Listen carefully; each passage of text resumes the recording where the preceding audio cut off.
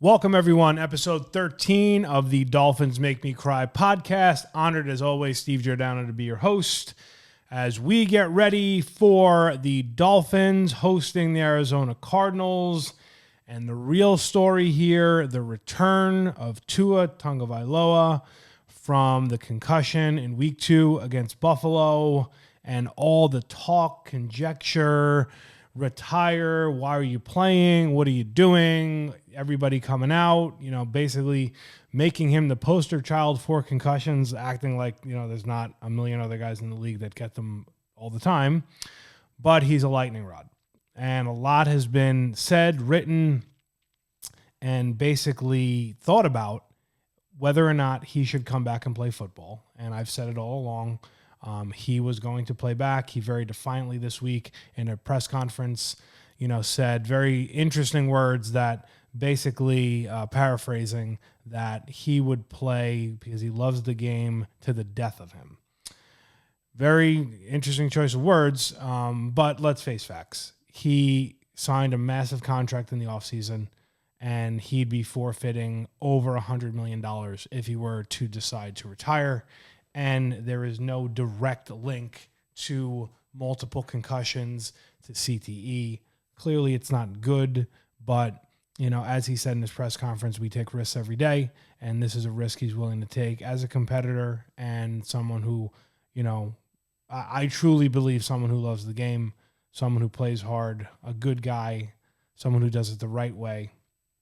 But the reality is this: he has to play smart. He played smart last year. He played 17 regular season games, 1 playoff game.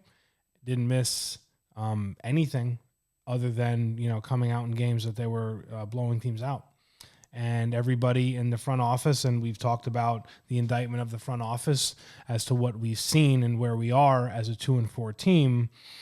But him as a football player, he needs to play smart football. He needs to know when to get down. He needs to know how to not take the hits and live to fight another day. He is not the body type of Josh Allen. He's not the body type of a lot of these bigger QBs who can take a punishment. He has to be smart. So it's going to be very, very interesting to see how rusty he is, which I think a lot of people are really just thinking you're going to, plug and play and he's going to, be amazing. Do I think he'll play pretty well? Yeah. Do I think there's going to be some rust? Yeah. Do I think the offense in general has rust that he had before he went out? Yes. Everybody forgets he had 2 touchdowns and 3 picks, and the Bills game that he got hurt in, you were losing by 3 touchdowns. And a couple of those picks were from his inexperienced receivers, who another indictment of your front office shouldn't have been on the field. And a couple other ones were on his kind of dumb mistakes. So this is it. This is the homecoming. This is what we've been waiting for, because going back to last week, coming off of the Colts game, and not to be all over the place, really enjoyed my time in Indianapolis. Great stadium, great little town, a lot of fun there. A pretty somber fan base, not really a fan base that's going to kill an away fan, which was cool. Just an abysmal performance. And at the end of the day, if your quarterback play is just not good enough, you have to be so perfect everywhere else to win games. And that was a prime example of what happened last week. Tyler Huntley, God bless him, the guy should be on a practice squad. Tim Boyle shouldn't even be in the league, let alone a practice squad. Skylar Thompson, another indictment. The guy's, we think healthy. He's not on any injury report. He was here for 3 years, and you gave him the backup job, but then he's not good enough to be the backup in the game when Huntley gets hurt, and you go to Tim Boyle. You basically had 2 quarterbacks in the game last week that have been here 3 months combined. And then last play of the game, last drive, trying to make it happen, no timeouts. On a 4th and 2, he throws it away. I mean, for the love of God, can we please cut this guy and put him out of his misery and put him out of the league, because he does not belong here, and sign somebody else at this point. Just a complete indictment. And last week's game, when you want to look at playoffs, and look, the reality is this to me is not a playoff team at all. I don't care if you have 2 or not. And if they are, they're the scratch and claw to get the 7 seed. Last week's game was your game because you could have got out of that 3-3. You could have got back into this stretch, and then you have this game, Buffalo. Good luck. Spoiler: I won't be picking the Dolphins. I don't care what happens tomorrow. And then Monday night, Rams, Pats, Raiders. And it's actually interesting because now the schedule doesn't look as daunting as it did, but you know why it actually looks daunting? Because of who you are. You know, this team, did they do some things? Do they have some bright spots? Yeah. Your third down run defense is pretty good, although I want to put a little bit of I don't even know the right wording. I want to put a little bit of something there in the sense that you haven't played, in my opinion, great opponents. You've frankly played opponents that you probably should be 4-2. It's just you've played down to the opponents by far. Colts, Titans. I mean, the Seahawks were really the only team, and the Bills that clearly were just, quote unquote, just outplayed you. But these other games, I mean, the competition has not been that great. It's just you've played completely down to the competition from a discipline perspective, from the perspective of play calling, and then obviously with Tua, and it's just been one thing after another. And a lot of, I guess, some seasons you're just snake bit and you got to kind of fight through it. And it's just right now, I feel that's where they're at. And it's a one step at a time. And tomorrow is a vital, like if you lose this game, you're dead. Your playoff hopes are dead. You'll go to Buffalo at 2-5, and good luck to you because they will literally bury your season next week. So this is hey, keep it alive, get some momentum.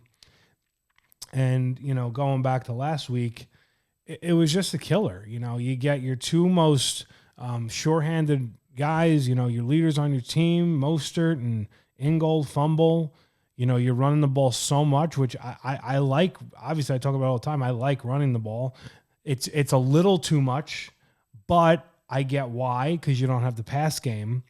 But again, the indictment of Mike McDaniel, like, Mike, one target for Tyreek and for Waddle each, or two targets, whatever it was, and one catch. Come on, bro. Like, how are we not getting the ball in their hands in space? I just don't understand. It doesn't make any sense. You know, you did get some stuff out of Jonnu Smith. He was really the bright spot of the offense. He scored the only touchdown. And then when it just comes to game management, and it's like, I feel like I say this every week, and it's a broken record, but you know what's coming with this team. You know, you go up 10-0. You're going into the halftime, and what happens? You play a prevent defense, and you give up a 33-yard completion, gives them 3 points, bang, puts them in the game. You're getting the ball at the half, and what happens then? Nothing. They tie it up. Then you're losing 13-10. And then, you know, 3rd and 1, you can't get a yard. You don't go for it on 4th and 1. You kick a 54-yard field goal on the road with a kicker who isn't very good right now. It just makes no sense. Like, that was your game, bro. Like, and you played just about good enough to beat a Colts team that's not that good. The quarterback's not that good. He's a young dude. He's running around. He can't really make great throws. You played pretty well against them. And you got to give the defense credit. And we're going to get into the defensive struggles I think we're going to have tomorrow. But what happens? Eventually in the NFL, defenses that are on the field too long, they're going to wear down. You're going to give up yards. You're going to give up points. The Achilles heel on this team defensively will be the run defense. And it is going to get worse, and that's what happened last week. They get that 13-10 lead, and then all of a sudden, they get a good sustained drive where they're playing some field position. You gave them 2 turnovers, obviously, on offense, and they're basically just running it down your throat, killing the clock. And then, again, the coaching, Mike McDaniel, like, do you need to use every timeout? Like, explain to me how at the end of the first half, the Colts had 3 timeouts and you had none. The end of the game, the Colts, I think, had 2 timeouts and you had none. Like, must we use a timeout for everything? Save your timeouts, bro. You're going to need them. They don't need to be, just flip it and throw them all over the place. Like, save some timeouts.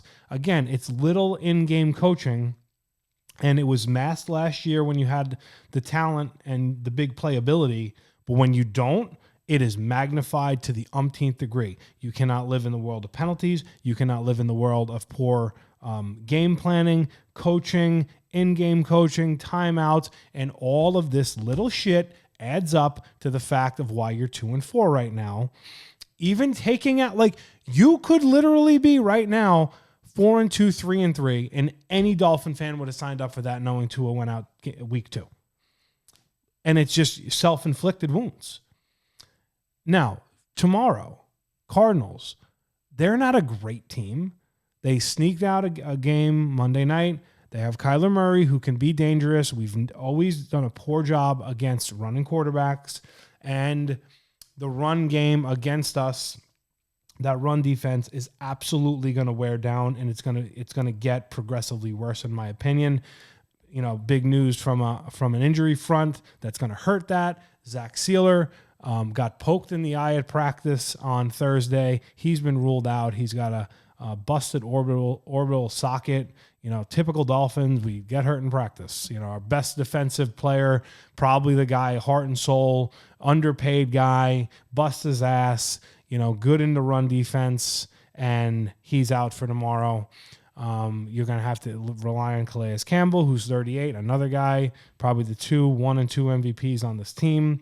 And then Kader Kohu has a hurt neck. He's been playing very well as a nickel corner. He's out tomorrow.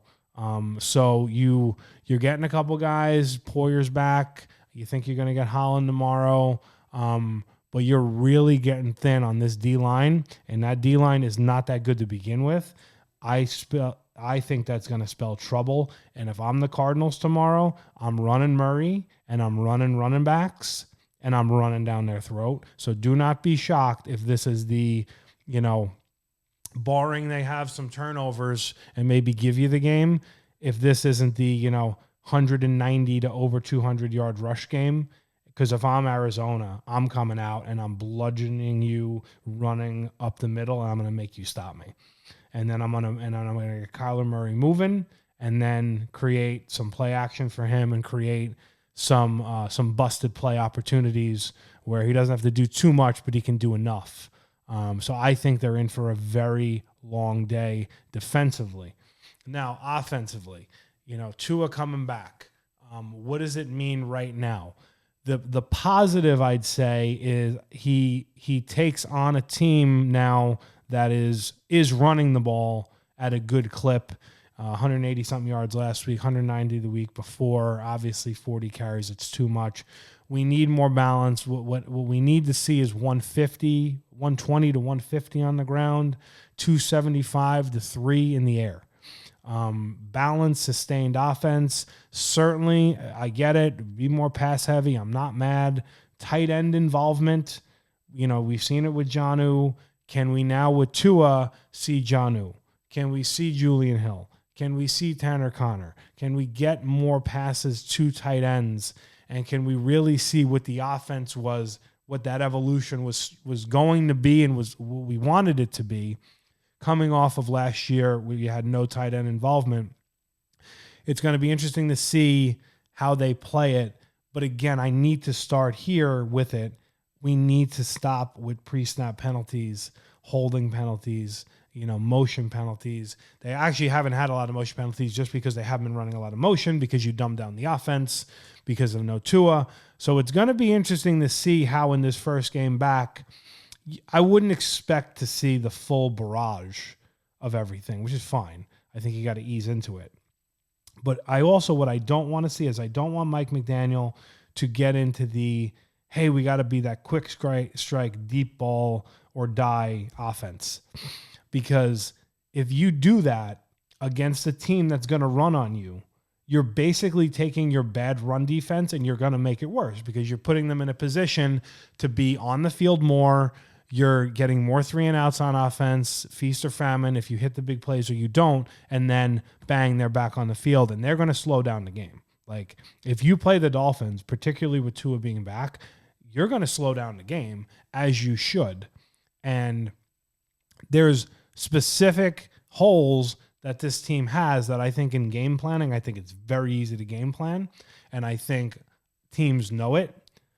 Now, maybe, just maybe, there's some X factor here in more of a balanced offense because, like I said, Tua is coming back into a team that's now running the ball very, very well. Now, albeit running the ball out of necessity, but running the ball nevertheless.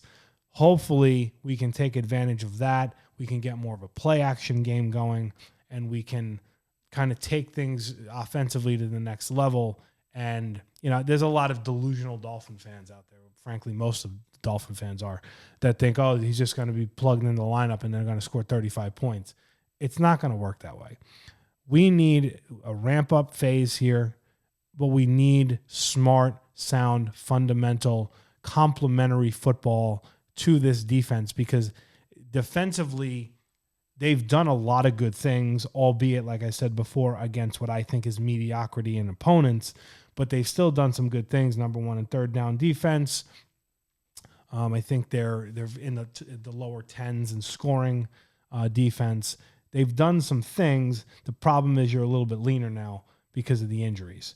Another big thing for tomorrow, I don't know if it's going to matter. I don't think it probably will. Tyreek Hill, foot injury. He's listed as questionable. He's going to play. You just hope it's not something that could be aggravated more. Do they overextend him? What does it really mean? It kind of came up in the middle of the week this week. I don't think anything to be alarmed with, but you just never know with a guy with that speed and what his feet obviously do for the speed that he has. But a very, very interesting, pivotal game. And I honestly want to see how they all respond. I mean, I think overall they responded well in the two games, Patriots, Colts. I think they did. They didn't roll over and die. They're not the choking dog type of a team. Like, they're playing hard. They're doing the best they can. It's just, are they being put in the right positions? And, you're really, really just behind that 8 ball in the quarterback play. This is a quarterback-driven league. If you have poor quarterback play and there's no threat there, defense is just taking everything else away. And that's a problem, because then you legitimately have to be perfect everywhere else, and it's not reality, particularly on a team that doesn't do a lot of things well. And speaking of which, going back to my favorite topic, which is special teams, and Danny Crossman, who they should have left in Indianapolis. They should have even taken him in Indianapolis. Braxton Berrios on a kickoff return. He's out for the year now. He tore his ACL, so best to him. Whether it's his decision or whatever, he catches the kickoff, and instead of just taking the ball, taking the knee on the 30, we got to run it out for him to get hurt, and then we get the ball on the 20. Like, when your quarterback is a practice squad quarterback, do you think 10 yards doesn't matter in the latter part of a tight 13-10, 10-13 game? Like, it does. And that's the shit that drives me crazy with this team, because they don't do the little things well. Like, everybody's talking about Mahomes and how Mahomes doesn't have great passing stats right now, and something wrong with them, blah, blah, blah. But they're 6-0. You know why they're 6-0? Because the team plays smart, sound, fundamental football. If you can play sound, fundamental football, and then you have the upper echelon quarterback talent and specialty, receivers and running backs that do their thing, you're going to have a damn good shot of winning, as long as you don't basically regurgitate turnovers to the opponent.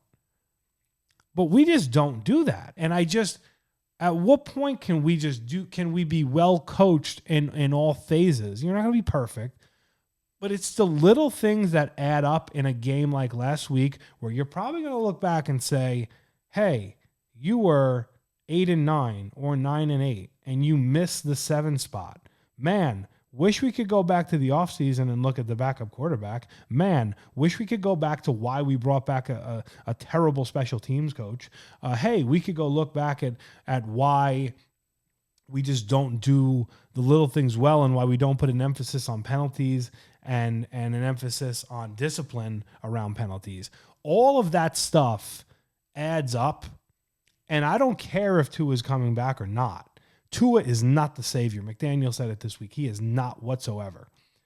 He's going to give you a boost. He's going to give you a hell of a lot better quarterback play just because he's a better passer, and he sees the field well. He's going to anticipate throws. He's going to throw receivers open. He's going to do all that stuff. And, again, I think he'll be a little rusty because he hasn't played, but he also didn't have a major concussion in the realm of he didn't have any symptoms. He's been throwing. He's been practicing. But, again, at the end of the day, live bullets are coming in an NFL game. It's a hell of a lot different than you throwing to your buddies in your backyard. So it'll be very interesting. But they have to start playing smart football. Do I anticipate them to play smart football? Hell no, I don't, because it's the same bullshit every week. Nothing changes. It's the same crap. Every week you can go back and I can look at and it kind of sucks. So I'll use Julian Hill as the example, a Julian Hill hold. Now, the flip side is he's doing a great job in the run game and blocking, which goes unknown, but at some point you cannot let the penalties kill you. And I will give a little bit, let's try to be a little positive here. I will give a little bit of a shout out here on the O-line. They've done a pretty decent job, and they also have all 5 of their starters healthy, knock on wood. That's good. Hopefully we can build off of that. They got a little bit of continuity in the line, and they're definitely run blocking their asses off. Now let's see what that looks like, pass blocking, and also as we get into some of these, better D lines. Obviously, you're going to see Buffalo next week, and that's going to be, good luck to you. But I got to give them a little bit of credit because they've not killed you, and they've done a hell of a job creating a great run defense. I wouldn't blame offensive woes on them. It would be more quarterback play. And frankly, I think what doesn't get talked about enough is the receivers on this team, and how if your name isn't Tyreek Hill or Jalen Waddle, you're basically never open, other than Jonnu Smith at tight end. But wide receiver-wise, these guys in 2 years do not get open. And it'll be interesting to see, speaking to that, River Craycraft, I believe they opened his practice window. He's your number 3 if he's healthy. Great run blocker, solid number 3 receiver, sure-handed, runs good routes, gets open. It'll be very interesting to see when he comes back, and maybe Beckham will know that, and maybe tomorrow he can actually come out and do something. But again, he's got to be on the same page with Tua, which they've really never really played, although they talked about the fact that they were throwing the ball around with each other in these last couple of weeks. So going to be interesting there, but absolutely have to get something out of number 3. And now Berrios is out. Not that he was doing anything anyway, because he's a guy who never gets open. But now he's out for the season. So another body down in the wide receiver realm. So where that leaves us in Tua's grand return. Dolphins Cardinals, Hard Rock Stadium in October in the league where they play for pay. So Dolphins favored by 4.5, and that climbed a little bit this week. Over under is 44. So my prediction. I picked the Dolphins to win last week against my better judgment, and they did not.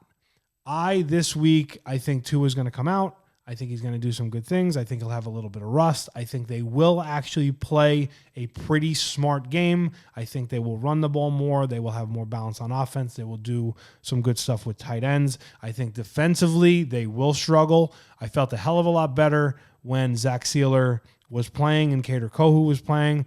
That's going to be a huge loss. I think that's going to keep the Cardinals hanging around and in the game. And I do, however, think the talent with Tua, and I'm hoping this into existence, starts to shine through in a game like this. And a team, I hate to say you're better than them because they're probably looking at us saying, hey, this is a great opportunity, which it is.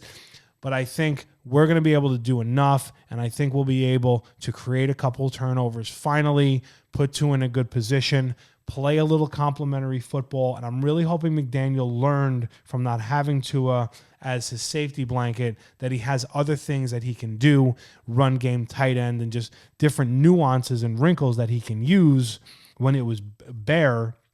And now he can have his full complement of what he's looking to do. So what that means for my pick, I think the Dolphins will win this game.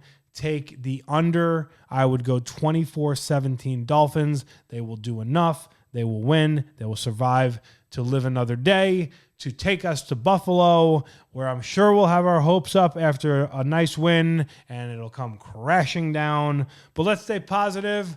We'll see you at Hard Rock. Let's go Fins. See you next week.